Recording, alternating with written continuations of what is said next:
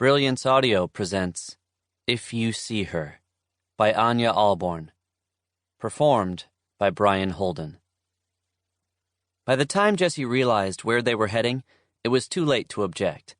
He had been absorbed in his new Nokia 3310, long coveted and so fresh out of its box that it still had that new plastic smell. It was a luxury he'd spent months saving up to buy, a damn fine high school graduation present, if he did say so himself, and quite frankly, he was obsessed with it, which was why, lounging in the back seat of Casey's beat-up Honda Civic, he hadn't been paying attention to the conversation being had between his two closest friends.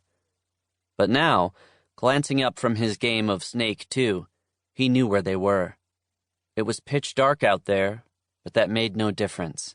There was no mistaking the area, and the butterflies that had been slumbering in the pit of his stomach exploded into a frenzy of undulating wings. With his phone clenched tight in his right hand, he forced himself to lean forward, positioning himself between the two front seats. M&M was cranked to nearly full volume. He wasn't sure how it was possible, but it was exponentially louder in the front two seats than in the back.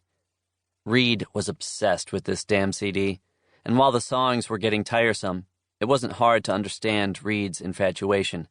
Sure, Michigan had its share of breakout stars, Alice Cooper, Stevie Wonder, Madonna, Al Green, but none hit as close to home as the no-holds-barred rapping white kid with 8 Mile roots. The guy had come out of nowhere and from nothing. It wasn't tough to imagine that dead-end existence had been had in Warsaw rather than Detroit. Casey was driving over the limit, his head bobbing in time to every bass beat, the ruts in the road threatening to shake that shitty Civic to pieces. Not that it mattered. Casey had a habit of trying to destroy his ride for God only knew what reason, taking it out to empty fields, doing donuts at full speed. Reed, who was sitting in the passenger seat, was rapping along with the music. He'd burst into laughter every now and again, stumbling over the lyrics despite knowing them by heart. The trio had heard every song on the Slim Shady EP about 100,000 times, but it didn't make the lyrics any easier to master, and it didn't lessen Reed Lowell's infatuation with the man himself. But that was Reed for you. A little obsessive, a little over the top. Jesse's best friend since elementary school.